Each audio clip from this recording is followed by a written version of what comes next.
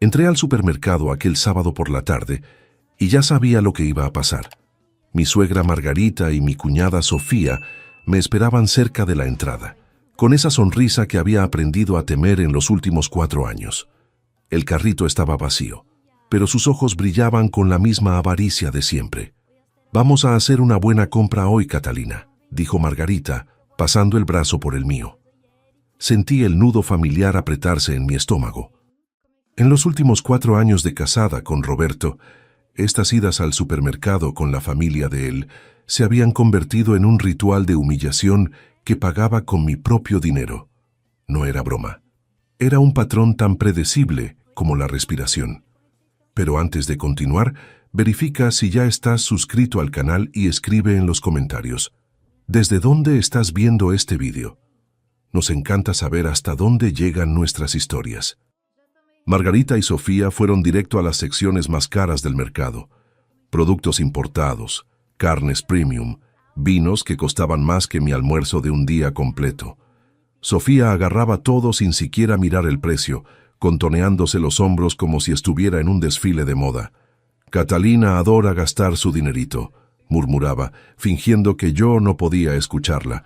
Margarita reía, aquella risa falsa que me hacía querer salir corriendo de allí.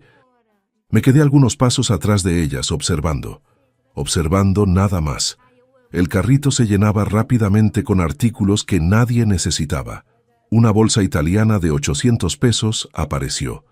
Después, una jarra de cristal francés. Sofía miró hacia atrás y me vio siguiendo con los ojos. «No se preocupe, cuñada. Para algo usted gana buen salario, ¿verdad?». Ella sonrió de esa forma maliciosa que solo ella sabía hacer. Esa frase. Siempre esa frase. Como si mi trabajo, mi esfuerzo de años en un banco, existiera solo para llenar los bolsos de ellas. Mi corazón se aceleró, pero mantuve la respiración lenta. No era la primera vez. Nunca era la primera vez. Cuando llegamos a la caja, el joven atendiente comenzó a escanear cada artículo. Bip, bip, bip. El sonido continuaba, implacable, como un metrónomo de mi desgracia. La cuenta crecía. 200 pesos, 500, 700. Yo sabía exactamente qué iba a pasar cuando llegara al final. Conocía esta película de memoria. 4.047 pesos. Mi sangre se heló. No era por la cantidad, era por la certeza de lo que vendría a continuación. Margarita ya tenía la mano en la bolsa, haciendo aquel gesto de búsqueda que yo reconocía perfectamente. Sofía se ajustaba el cabello, esperando su momento de aparecer. «¡Ay, qué desastre!», dijo Margarita, con toda la naturalidad del mundo. «Me olvidé la cartera en casa». «Hija, ¿tú la traíste?». Sofía hizo la misma representación abriendo la bolsa y fingiendo buscar. «Yo también dejé la mía, pero Catalina está aquí, ¿verdad, cuñada?». Se giró hacia mí con aquella sonrisa falsa. «¿Tú pagas esto para nosotras? Después en casa te lo devolvemos». «¿Después?». Siempre después. Aquella palabra mágica que nunca se transformaba en acción real. Sentí algo romperse dentro de mí. No fue rabia, fue claridad. Pura, cristalina claridad. 4 años de noches sin dormir. 4 años de llorar sola en el baño. 4 años de entregar mi dinero a estas 2 mujeres que claramente me despreciaban. Todo eso acumulado en aquel momento, en aquella caja de supermercado, con extraños mirándonos. Miré al atendiente, después a Margarita, después a Sofía, e hice algo que ninguna de ellas esperaba. «Un momento», dije, con una calma que me sorprendió. «Necesito hacer algo antes». Me giré hacia atrás de ellas, lentamente, deliberadamente, y caminé hacia la salida. Escuché a Sofía gritando mi nombre detrás de mí. Escuché a Margarita diciendo que yo era una deshonrada, que una nuera debería sacrificarse por la familia. Escuché todo, pero continué caminando. Las puertas automáticas se abrieron y el aire caliente del exterior me golpeó en la cara. Detuve un taxi. «A casa», dije al conductor. Mientras el coche se alejaba del supermercado, miré por la ventana trasera. Las luces fluorescentes del mercado todavía brillaban allá adentro. Mi suegra y mi cuñada debían estar allí, plantadas en la caja, con 1,000 pesos de compras que no podían pagar. Por primera vez en 4 años, no era yo quien estaba avergonzada. Eran ellas. Mi teléfono comenzó a vibrar, así que entré a casa. Llamada tras llamada. Mensajes. Más llamadas. No respondí ninguna. Dejé el celular boca abajo sobre la mesa y me fui al dormitorio. Mi corazón todavía acelerado, las manos todavía temblando. No de miedo, de adrenalina, de alivio, de una sensación que no sentía hace mucho tiempo, de haber finalmente hecho algo que debería haber hecho hace mucho, mucho tiempo. Aquella noche, mientras mi teléfono no paraba de vibrar, entendí que había trazado una línea en la arena, y que del otro lado de esa línea nada sería igual. Los primeros días después del supermercado fueron extraños. Volví a la casa de Roberto como si nada hubiera pasado, pero todo había cambiado. Margarita no me miraba a los ojos. Sofía fingía que yo era invisible. Roberto, mi marido de 4 años, se quedaba confuso entre apoyar a la madre y reconocer que yo tenía razón. Eligió el silencio, como siempre hacía. Yo no me quejaba, pero tampoco pedía disculpas. Simplemente dejé de participar en las compras familiares. Dejé de transferir mi dinero a aquel fondo familiar que en realidad era la cuenta personal de Margarita. Dejé de fingir que todo aquello era normal. Lo que me llevó a aquel supermercado aquel sábado no fue casualidad. Fueron 4 años de patrones que finalmente había aprendido a reconocer. 4 años que comenzaron justo después de que mi anillo de boda entrara en mi vida. Mi nombre es Catalina. Tengo 31 años y soy gerente de operaciones en un banco importante en la Ciudad de México. Cuando conocí a Roberto en una fiesta de amigos, era todo lo que yo quería: gentil, atento, con una carrera promisoria como abogado. No percibí en ese momento que él era también completamente sumiso a su madre. Margarita es una mujer que nació para controlar. Su esposo murió hace 15 años y desde entonces había transformado la vida de sus hijos en su proyecto personal. Roberto tenía un hermano mayor, pero él sabiamente se mudó a otra ciudad poco después de casarse. Roberto no tuvo ese coraje. 3 semanas después de nuestro casamiento, Margarita me llamó para una conversación seria. Fuimos a tomar café a la cocina de ella mientras Roberto estaba trabajando. Ella colocó la taza sobre la mesa con aquel sonido pesado que hacen las personas cuando quieren parecer importante.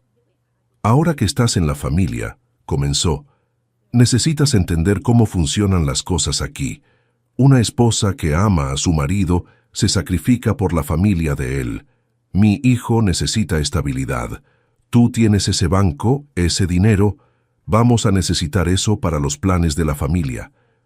En ese momento, recién casada y llena de esperanza de que todo sería armonioso, simplemente sonreí. Claro, dije ingenuamente. ¿Cuál es tu sugerencia? Margarita sonrió. Era la sonrisa de un lobo. Tu salario entraría en una cuenta que yo administro. De esa forma, los gastos de todos quedarían organizados.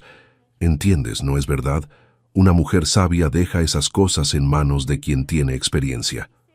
Roberto estuvo de acuerdo cuando hablé con él aquella noche. Mamá sabe lo que está haciendo, dijo él, besando mi frente como si ese asunto estuviera cerrado. Relájate. Todo va a estar bien. Todo no estuvo bien. En el primer mes, transferí 80% de mi salario. En el segundo mes, Margarita dijo que había surgido una emergencia familiar y que yo debería depositar 90%. Nunca volví a ver mi dinero. Cuando preguntaba a dónde había ido, recibía respuestas vagas. Para las cuentas de la casa, para el mantenimiento, para ayudar a Sofía que está desempleada por el momento. Sofía estaba desempleada porque no quería trabajar. Pasé a percibirlo gradualmente.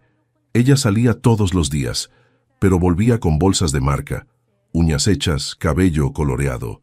Cuando mencioné esto delicadamente a Margarita, recibí una mirada de hielo. Mi hija es joven. Ella merece divertirse un poco. ¿Entiendes, verdad, Catalina? Claro que entendía. Entendía que mi dinero estaba siendo usado para el lifestyle de una mujer adulta que no levantaba un dedo para ganar su propio sustento.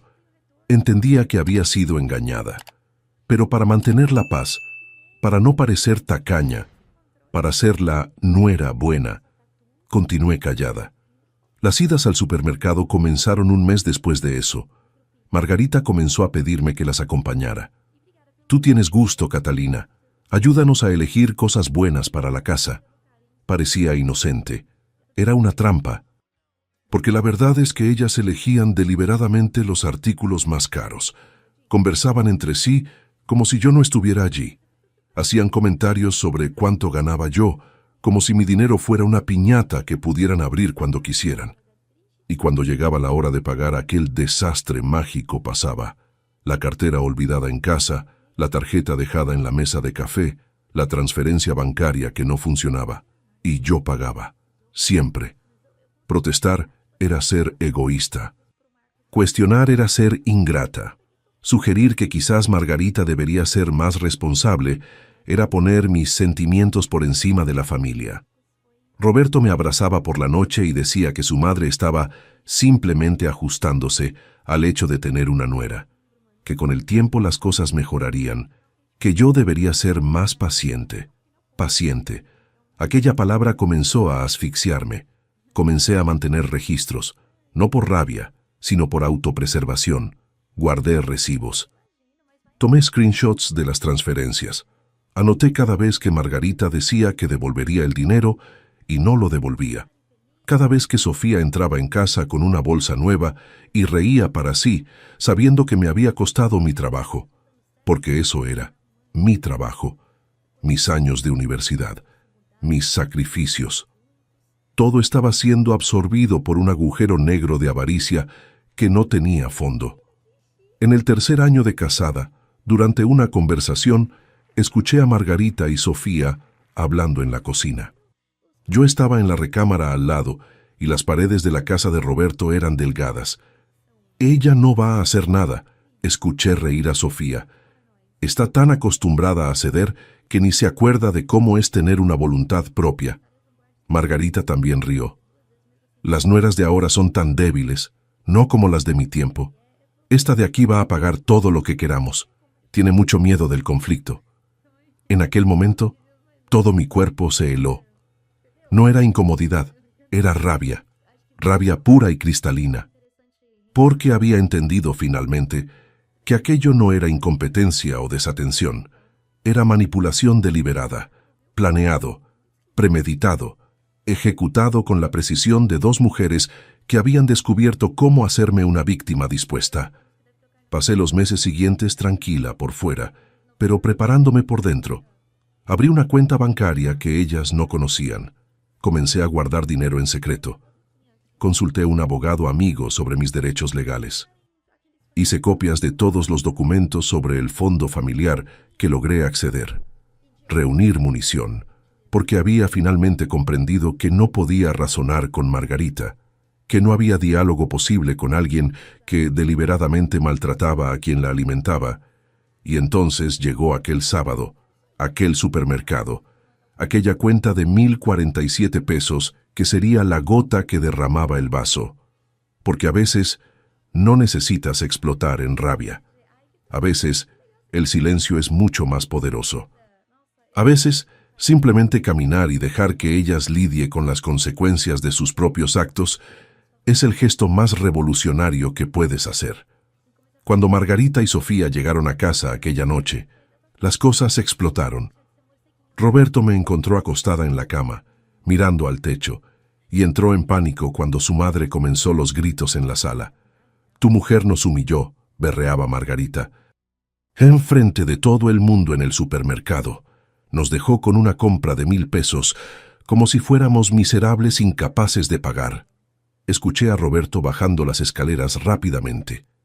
Escuché a Margarita contando su versión de la historia, dramatizando cada detalle, haciéndome parecer que había cometido un crimen. Sofía añadía sus propias intervenciones, pintándome como ingrata y cruel. Roberto apareció en la recámara algunos minutos después. Su cara estaba pálida, confundida. «Catalina, ¿qué hiciste en el supermercado?» No me levanté de la cama. Solo lo miré a los ojos. Dejé que ellas pagaran por sus propias compras. Pero ellas no tienen dinero en casa. Exactamente, dije simplemente. Roberto comenzó a caminar de un lado a otro de la recámara, pasándose las manos por el cabello. ¿Entiendes que esto va a destruir todo? Mamá está extremadamente ofendida. Sofía está avergonzada. ¿Cómo pudiste hacer esto? ¿Cómo pude hacer esto? Me levanté de la cama, la voz temblando de una emoción que había estado reprimida 4 años. Roberto, ¿cómo pudiste dejar que esto llegara a este punto? Me miró, perplejo. ¿Dejar que qué llegara? Fui al cajón y saqué una carpeta. Esa carpeta que había pasado meses recolectando. Documentos, estados de cuenta, recibos, screenshots, todo. ¿Sabes cuánto dinero mío entró al fondo familiar en 4 años? Pregunté, colocando la carpeta en la cama entre nosotros. Roberto no respondió. 93,000 pesos, Roberto. 93,000 pesos de mi trabajo, de mi sudor. Transferencias regulares que tu madre nunca me informó transparentemente a dónde iban. Vi el color desaparecer de su cara cuando abrió la carpeta y comenzó a examinar los números. Página tras página de transferencias. Documentado. Comprobado. ¿Cómo tienes esto?, preguntó, su voz volviéndose débil. Porque a diferencia de tu madre y de tu hermana, yo cuido mis finanzas. Y porque hace meses percibo un patrón que tú, convenientemente, has fingido no ver. Roberto se sentó en la cama, los documentos cayendo de sus manos. Esto no es posible. Mamá nunca dijo nada sobre sumas como estas. Exactamente. Ella nunca dijo nada, porque cuando no comunicas sobre el dinero, es fácil fingir que no existe. Es fácil manipular a alguien cuando esa persona elige no ver. A la medianoche, Roberto todavía intentaba convencerme de que aquello era un malentendido. Margarita continuaba gritando allá abajo que yo era una desagradecida. Sofía había desaparecido en su recámara, probablemente planeando cómo transformarse en la víctima de esta historia. Pero algo había cambiado. Algo se había roto irremediablemente, y ambos lo sabíamos. En los días siguientes, Roberto finalmente confrontó a su madre sobre el dinero. Las respuestas fueron vagas. Es para las cuentas de la casa. Es para mantener la familia funcionando. Sofía necesitaba esa ayuda. Cuando fue presionado, Margarita abruptamente cambió de táctica y comenzó a llorar.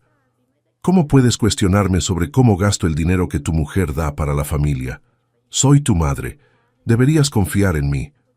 Roberto quedó confundido, porque su madre había dominado el arte de transformar cualquier cuestionamiento sobre responsabilidad financiera en una cuestión de lealtad filial. Cómo cuestionarle ese dinero era como cuestionarle su lealtad a ella. Pero esta vez, algo en Roberto había cambiado también. Por primera vez él veía los números, veía la realidad de lo que había estado pasando, y no podía seguir fingiendo que no lo veía. Necesitamos conversar seriamente sobre esto, dijo él para mí una noche, con un tono que yo había raramente escuchado de él. Mi madre tiene que ser responsable. Yo quería creer que él finalmente estaba asumiendo su papel de marido. Pero conocía a Roberto. Conocía aquel patrón de decir cosas correctas y luego recaer en la sumisión cuando las cosas se ponían difíciles. Sofía, por su parte, comenzó una campaña disfrazada para aislarme. Susurros para Roberto cuando pensaba que yo no podía escuchar. Mensajes para parientes contando una versión completamente diferente de los eventos. De repente, yo no era la víctima de un robo financiero velado. Yo era la villana que había destruido la armonía familiar. Una tía de Roberto me llamó y me preguntó con un tono de desaprobación: ¿por qué hiciste esto con Margarita? Una nuera no debe actuar de esa forma con su suegra. Renuncié en aquel momento de intentar explicar. Porque la verdad es que para personas como Margarita y Sofía, su narrativa siempre sería más importante que los hechos. Sus sentimientos siempre pesarían más que mi dignidad. Entonces, simplemente paré de intentar. Aquella semana, transferí más dinero a mi cuenta secreta. Consulté al abogado nuevamente. comencé a hacer planes para un futuro que posiblemente no incluyera a Roberto y su familia.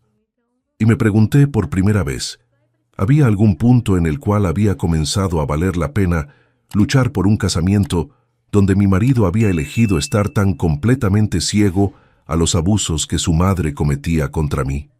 Los próximos días fueron como vivir en una casa embrujada. Todos nosotros habitando el mismo espacio, pero en universos diferentes. Margarita y Sofía hicieron sus representaciones de víctimas perfectas.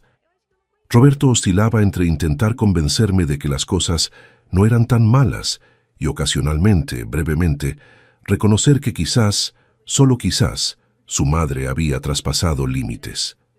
Dejé de ir al trabajo con la sonrisa simulada que había cultivado por 4 años. Dejé de fingir que todo era normal. Comencé a caminar por aquella casa como si fuera un fantasma, presente corporalmente, pero mentalmente ya en otro lugar. Fue durante este periodo que descubrí algo que me llevó a ver aquella situación bajo una perspectiva completamente diferente. Sofía recibió un paquete un día. Una bolsa de diseñador que había costado 800 pesos. Yo estaba en la cocina cuando la abrió, gritando de alegría para que Margarita viniera a ver. Aquella noche, le pregunté educadamente a Roberto de dónde había venido ese dinero para la bolsa de Sofía. «Mamá se la dio», dijo él con naturalidad. «¿De dónde Margarita sacó 800 pesos si el fondo familiar existe para cubrir gastos necesarios?», pregunté. Roberto bajó la mirada. Ella dijo que Sofía merecía un regalo, que ella es joven y trabaja tan duro buscando empleo. Sofía no trabajaba duro buscando empleo. Sofía pasaba sus días en casa, viendo series en Netflix y navegando en las redes sociales. Yo había observado esto por 4 años. «Roberto, ¿ves lo que está pasando aquí?», pregunté, mi voz calmadamente desesperada. «Tu dinero, o mejor dicho, mi dinero, está siendo usado para financiar el lifestyle de una mujer adulta que elige no trabajar, mientras tú escondes tus enormes deudas de crédito». Levantó la cabeza. Yo había mencionado esas deudas antes, pero él nunca había admitido completamente su magnitud. «¿Cómo sabes sobre mis deudas?», preguntó. «¿Por qué hablas por teléfono con bancos mientras piensas que estoy dormida, Roberto?» «Porque tienes estados de tarjeta de crédito escondidos en el cajón de la mesa. Porque tu madre y tú nunca tuvieron dinero de verdad. Todo lo que yo veía como una familia normal era en realidad una estructura de fraude financiero donde yo era la mula». La palabra mula salió de mi boca antes de que pudiera detenerme. Roberto quedó blanco. Eso es muy duro, Catalina». «La verdad usualmente es», respondí. Aquella noche comencé a investigar más profundamente. Entré a la cuenta familiar usando mis credenciales de acceso que Margarita nunca había desactivado. Vi en detalles a dónde había ido mi dinero. Depósitos a la cuenta personal de Sofía. Compras en tiendas de lujo. Un implante dental de 5,000 pesos que Margarita se había hecho porque estaba aburrida de sus dientes. Viajes, cenas en restaurantes caros, ropa, más ropa, perfumes, un acuario de agua salada de 3,000 pesos, 93,000 pesos. No había excusa posible que justificara cómo ese dinero había sido gastado. Imprimí todo, destacé los gastos más flagrantes y esperé que llegara el momento correcto para presentar aquello. Margarita, por su parte, había escalado su estrategia psicológica conmigo. Paró de ser condescendiente y comenzó a ser afectuosa de forma falsa. Me traía café a la cama, preguntaba cómo había sido mi día, intentaba incluirme en conversaciones. Era como si aquella semana en el supermercado nunca hubiera pasado, como si yo simplemente debiera olvidar y retornar a mi rol. Sofía seguía el ejemplo de su madre, pero de forma menos convincente. Ella intentaba hacer bromas conmigo. «¿Eres tan seria, cuñada? ¿Vamos a divertirnos un poco?», como si diversión para ella significara gastar mi dinero en cosas innecesarias. Roberto estaba dividido. Sus ojos reflejaban conflicto constante. De un lado, él tenía los documentos que había visto. Del otro, tenía a la madre que lo había criado. que durante décadas había moldeado su psicología para que él nunca la confrontara. ¿No crees que fuiste muy dura con ella?, preguntó Roberto una noche. Mamá tiene edad. A veces la gente mayor hace cosas sin pensar mucho. Tu madre tiene 62 años, Roberto. No es una niña. Es una mujer que calculadamente planeó cómo extraer mi dinero de forma que no pudiera confrontarla sin parecer fría o egoísta. Estás siendo injusta. ¿De verdad?, pregunté, y abrí la laptop. Le mostré esa planilla que había creado. Mes por mes. Transferencia por transferencia. Gastos documentados. Aquí está la prueba de que tu madre es culpable de manipulación financiera. Aquí está la prueba de que Sofía es una defraudadora que financia su lifestyle con mi trabajo. Y aquí está la prueba de que tú, mi marido, estuviste consciente de esto todo el tiempo e hiciste absolutamente nada. Roberto comenzó a llorar. No sabía que era tan grave. Tú sabías, dije, la voz fría. Sabías, pero encontraste más fácil fingir que no sabías, porque confrontar a tu madre era más doloroso que verme sufrir. Aquella noche, Roberto salió de casa. Volvió un día después, y Margarita lo recibió con un abrazo y lágrimas, diciendo que yo estaba intentando destruir la familia. Sofía añadió su propio llanto a la representación. Roberto fue directamente a nuestra recámara. Ella quiere que pidas disculpas, dijo él. Lo miré durante mucho tiempo. Después me levanté, abrí mi armario y comencé a agarrar mis cosas. ¿Qué estás haciendo?, preguntó entrando en pánico. Saliendo, respondí simplemente. Salí de la casa de Roberto en una noche lluviosa, cargando 2 maletas y la certeza absoluta de que había tomado la decisión correcta. No fue dramático, no había gritos, no había puertas siendo azotadas. Solo yo, mis maletas y la silenciosa percepción de que ese capítulo de mi vida había terminado. Roberto intentó detenerme en la puerta. Catalina, por favor, vamos a conversar, vamos a resolver esto. No hay nada que resolver, dije yo. Tú elegiste a tu madre y a tu hermana, exactamente como siempre lo hiciste. Pasé los 3 días siguientes en un hotel mientras buscaba un apartamento. Consulté a un abogado sobre divorcio. Descubrí que aquel fondo familiar técnicamente era mi dinero y que tenía derecho de recuperar una parte significativa del mismo. El abogado sacudió la cabeza en incredulidad mientras yo contaba los detalles. Literalmente fuiste defraudada por tu propia familia, dijo él. Esto es extraordinario en su falta de sutileza. Encontré un pequeño apartamento en un barrio tranquilo. Nada de lujo, pero era mío. La renta era la mitad de lo que había estado dando a Margarita. El resto del apartamento comenzó a parecer un santuario, un lugar donde nadie me manipulaba, donde nadie esperaba que yo financiara sus sueños. Roberto comenzó a enviarme mensajes, primero diciendo que su madre quería disculparse, después diciendo que él mismo quería disculparse, después diciendo que quizás yo tenía razón sobre algunas cosas, pero que había formas mejores de lidiar con aquello. Yo no respondí. Margarita intentó llamarme diversas veces. En la primera, escuché mientras ella ofrecía una disculpa vaga. Si en algún momento te sentiste maltratada, Catalina, lo siento. Pero necesitas entender que todo lo que hicimos fue porque amamos a Roberto. Amar a alguien no es sinónimo de explotar a la persona que esa persona eligió como compañera, respondí, y colgué. Ella nunca volvió a llamar. Sofía me añadió en las redes sociales en una cuenta falsa para ver mis publicaciones. Yo sabía que era ella. Sus amigas dejaban comentarios ocasionales preguntando cuándo volvería, insinuando que aquello era una fase emocional por la cual muchas mujeres pasaban.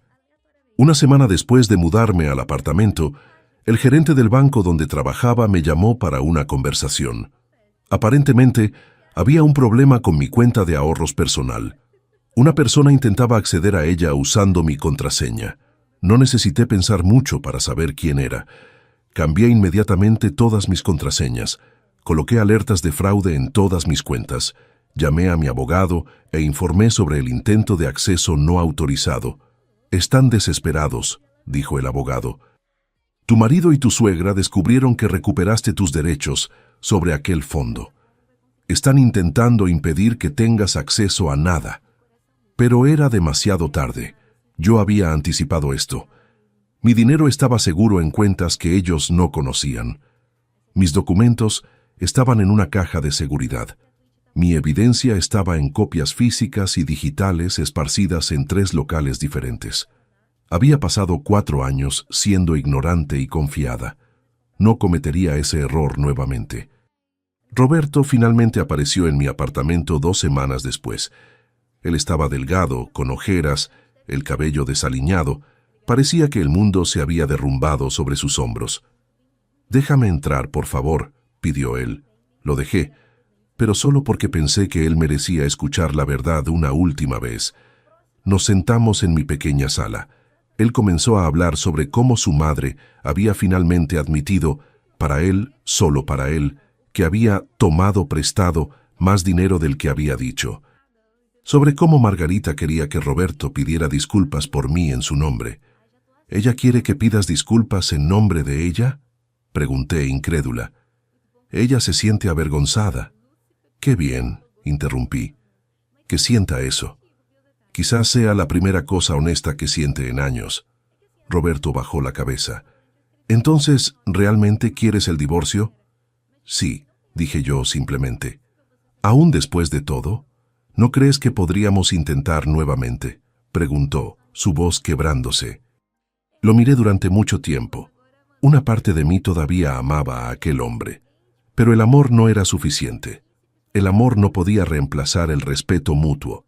El amor no podía arreglar una estructura donde yo había sido constantemente desvalorizada e ignorada cuando mi cuidado era más necesario. Tuviste 4 años para elegir entre tu madre y tu esposa, Roberto. Elegiste a tu madre. Y aún ahora estás aquí pidiendo disculpas en nombre de ella, en lugar de pedir disculpas por ti mismo.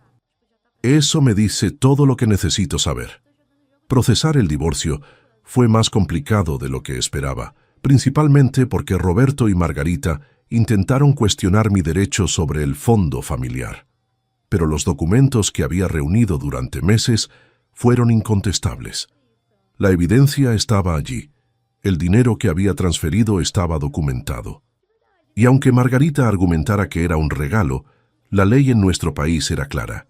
Un regalo, para ser considerado como tal, debe ser declarado como tal. Las transferencias regulares por gastos familiares, que nunca eran transparentemente explicadas, eran consideradas gestión fraudulenta de fondos. Mi abogado confiadamente recuperó 80% de aquel dinero. El resto era irrecuperable porque había sido gastado. Margarita sería condenada a pagar por ello en factores de 10 pesos mensuales durante 5 años. Aquel día en el tribunal, Roberto estaba allí. Sus ojos encontraron los míos y vi en ellos una tristeza que era casi insoportable de testificar. Pero yo no podía dejar que eso me afectara, porque si cedía ahora, volvería a ese ciclo. Si tenía compasión ahora, él lo interpretaría como permiso. Margarita, por su parte, fue enviada a casa con una orden de restricción. Ella tenía que mantenerse a una distancia de 100 metros de mí y de mi apartamento. A juzgar por la expresión en su cara, habrías pensado que había sido sentenciada a muerte. Cuando salí del tribunal, pasé a Roberto en la entrada. Él llamó mi nombre. «Catalina, espera». Me paré, pero no me giré completamente para encararlo. «Estoy viendo a un terapeuta», dijo él. «Alguien que me está ayudando a entender mi relación con mi madre. ¿Cómo yo...?» «Qué bien», dije yo. «Espero que funcione para ti. ¿No crees que podríamos, quizás cuando mejore...?» «No, Roberto», respondí finalmente girándome para encararlo a los ojos. «No podríamos. Algunos relacionamientos no pueden ser arreglados. A veces necesitan simplemente terminarse para que ambas partes puedan comenzar de nuevo. Tú vas a estar bien. Vas a encontrar a alguien que te ame a pesar de tus problemas familiares. Pero esa persona no soy yo». Él me vio mientras caminaba hacia mi coche, y esta vez yo no miré hacia atrás. Los meses siguientes fueron dedicados a reconstruir mi vida. Volví a colocar mis muebles en mi apartamento. Saqué las fotos de Roberto de mis repisas. Pasé meses en terapia procesando traumas que ni sabía que tenía. Mi terapeuta, una mujer llamada doctora Reyes, me ayudó a entender un patrón que había estado presente bien antes de Roberto. Mi infancia con una madre emocionalmente indisponible que veía mi dinero, incluso cuando era niña, a través de mesada y regalos, como algo que debería ser compartido sin cuestionar. Cómo había sido criada para creer que ser buena significaba ser invisible y complaciente. Fuiste preparada por tu historia para ser exactamente el tipo de persona que Margarita buscaba, dijo doctora Reyes. Alguien que había sido condicionada a poner los sentimientos de otras personas por encima de los tuyos. Alguien que había aprendido que protestar era egoísmo. Esa conversación fue como encender una luz en una sala oscura donde yo había estado viviendo mi vida entera. Comencé a establecer límites que nunca había establecido antes, con amigas que constantemente pedían prestado, con colegas de trabajo que querían que cubriera sus turnos, con mi propia madre, a quien finalmente le dije no cuando pidió dinero para ayudar a un primo.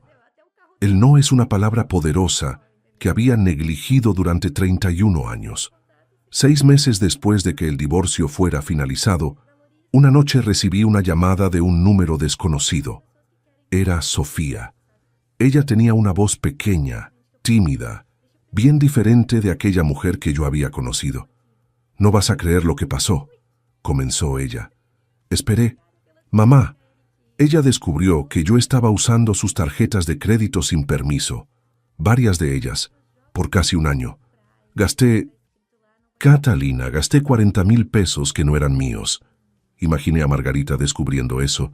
Imaginé la dinámica entre ellas cambiando tan drásticamente como había cambiado entre ella y yo.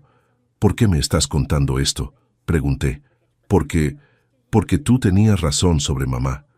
Tenías razón sobre todo. Y estoy pidiendo disculpas. Realmente estoy pidiendo disculpas». Escuché las lágrimas en su voz. Ella estaba en pánico financiero ahora. Amenazada no solo por su madre, sino por el banco también.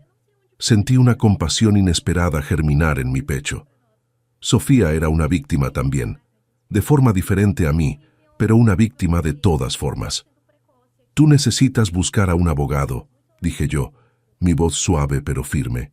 «Y necesitas comenzar a trabajar, realmente trabajar, tener responsabilidades financieras. Yo sé. ¿Tú crees que yo pueda cambiar?». Hice una pausa. La Sofía que conocía había sido intencional en su egoísmo. Pero quizás, solo quizás, había una oportunidad para ella también de reiniciar. «Sí», dije yo finalmente, «creo que puedas, pero ese cambio tiene que venir de ti. No puedo hacerlo por ti». Esa fue la última conversación que tuve con Sofía. Un año después de salir de la casa de Roberto, yo había reconstruido una vida que era completamente mía. Mi apartamento, que había parecido vacío al principio, ahora era un santuario. Paredes pintadas en tonos que yo gustaba, muebles elegidos por mí, plantas que yo regaba con cuidado. Nada era compartido o cuestionado. Mi trabajo en el banco había ganado una dimensión diferente también. Comencé a ser más asertiva, a pedir promociones, a rechazar tareas que no eran mi responsabilidad. Fui promovida a directora de operaciones. Mi salario se duplicó. Con aquel dinero abrí una cuenta de inversiones. Comencé a construir una vida de seguridad financiera que era enteramente mía. Ninguna parte de aquello podía ser tomada. Ninguna parte podía ser manipulada. Salía con amigas, viajaba. Hice un viaje de 3 semanas a Europa que había soñado en hacer hace años. En Barcelona, en un pequeño café próximo a la Sagrada Familia, me encontré mirando a una mujer con su suegra, la misma dinámica tóxica que había conocido también. Incliné mi cabeza en reconocimiento silencioso de aquella mujer. Quizás algún día ella también dejaría esa mesa e iniciaría su propio viaje. Recibí una carta de un abogado 3 meses antes de completar 2 años de separación. Era de Roberto. Él estaba pidiendo visitar mi apartamento. No para intentar reconciliación, la carta era clara sobre eso. Solo para conversar. Dejé que visitara en una tarde de domingo. Él estaba diferente, todavía delgado, pero había una cierta paz en sus ojos que no estaba allí antes. Conversamos durante 3 horas sobre su tiempo en terapia, sobre cómo había confrontado a su madre de forma que nunca había logrado antes, sobre cómo Margarita había finalmente acordado ir a terapia también. Ella nunca va a admitir todo lo que hizo, dijo Roberto, pero al menos ahora está intentando entender por qué lo hizo. Eso es progreso. Estuve de acuerdo.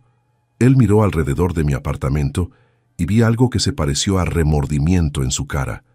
Yo debería haber hecho esto, dijo él refiriéndose a mi vida independiente. Yo debería haber apoyado que fueras tú misma. Sí, estuve de acuerdo. Debería haberlo hecho. No ofrecí disculpas por mi franqueza. Él la aceptó. Cuando se fue, me abrazó. Y esta vez, cuando el abrazo terminó, yo sabía que ese capítulo estaba realmente cerrado. Sofía también se puso en contacto conmigo algunos meses después. Ella había logrado un empleo como asistente en una oficina de arquitectura. No era glamoroso, pero era honesto. Ella estaba viviendo en un pequeño apartamento y pagando sus propias cuentas. Había comenzado un grupo de apoyo para mujeres que habían sufrido manipulación financiera familiar. La mujer que había sido tan desinteresada en aquella tienda de departamentos había finalmente sido forzada por la realidad a crecer. Gracias, dijo ella cuando conversé con ella por teléfono. Gracias por no salvarme, por dejar que yo aprendiera a salvarme. Esa conversación me tocó de forma que no esperaba. Yo había pasado 4 años en un relacionamiento donde mi valor era medido solo por el dinero que podía proporcionar. Había vivido en una casa donde mis sentimientos eran secundarios a los sentimientos de otras personas. Había sido manipulada para creer que mi cuidado era una obligación. Pero todo aquello me había enseñado algo valioso, que la vida de alguien es enteramente suya para definir, que decir que no es egoísmo, que salir no es abandono, que establecer límites no es crueldad.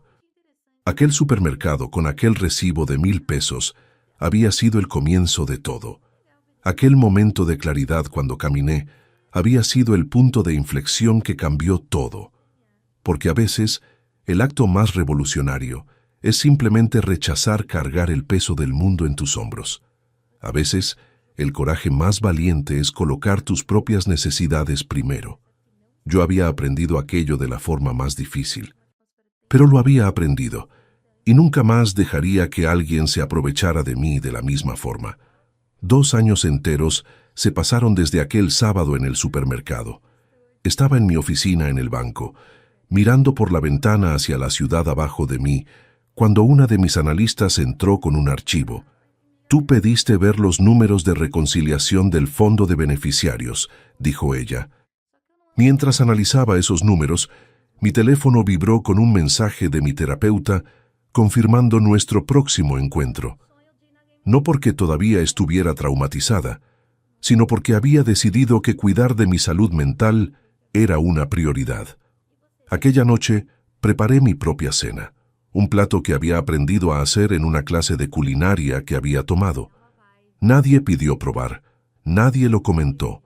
No había drama envuelto en sentarme y comer una comida que había creado con mis propias manos. ¿Y sabes cuál fue la mejor parte? Yo adoré cada bocado. Había algo casi sagrado en aquel silencio. Mi mejor amiga, Carmen, vino a visitarme aquella noche. Carmen había sido la única persona que había permanecido en contacto conmigo durante aquel periodo tumultuoso. Ella había visto de cerca mi transformación de una mujer quebrada a alguien que estaba aprendiendo a amarse a sí misma. «Tú tienes que escribir un libro sobre esto», dijo ella, sentada en mi sofá, con una copa de vino. «¿Por qué?», pregunté. «Porque hay miles de mujeres viviendo exactamente esa vida que tú vivías, siendo tratadas como máquinas de hacer dinero para sus familias, manipuladas, ignoradas». Consideré aquello. La idea de contar mi historia públicamente era aterradora, pero también había algo de poder en ello.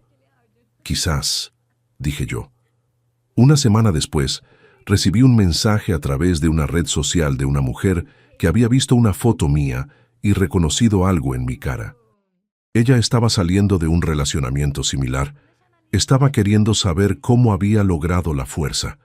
Conversé con ella durante horas, sobre el miedo, sobre la culpa, sobre aquel momento crucial cuando finalmente decides que no puedes continuar más, sobre cómo la vida puede ser diferente cuando colocas tus necesidades primero. Cuando terminamos la conversación, ella me escribió: «Tú salvaste mi vida». Aquel mensaje se quedó conmigo, porque quizás esa fuera la razón por la cual tuve que pasar por todo aquello.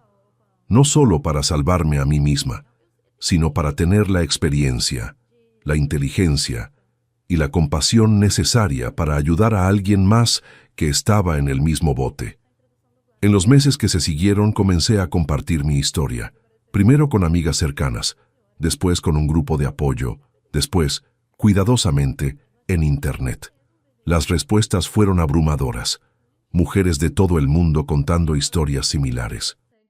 De manipulación financiera, de familias que las explotaban, de maridos que elegían ceguera en lugar de asociación, de tíos, de padres, de amigas que trataban su dinero como un bien común. Y todas aquellas historias tenían un elemento en común.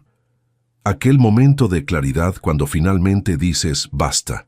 Para mí fue un supermercado, una cuenta de 1,000 pesos y la negativa de caminar hacia atrás. Margarita todavía me culpa por la destrucción de su familia. Roberto ocasionalmente intenta enviar mensajes pidiendo una oportunidad. Sofía prospera en su nuevo empleo y vida independiente, pero ninguna de ellas puede tocar lo que construí, porque ahora yo no soy una víctima, soy una sobreviviente. Y hay una diferencia enorme entre esas dos cosas.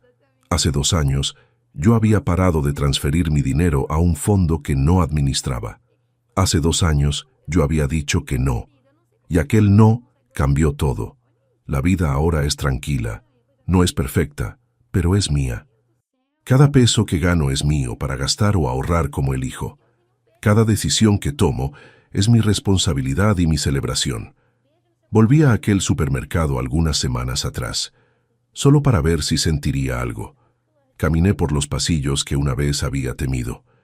Vi otras mujeres con tarjetas de crédito, con hijos, con suegras al lado de ellas, y me pregunté cuántas de ellas estaban en aquel supermercado contra su voluntad.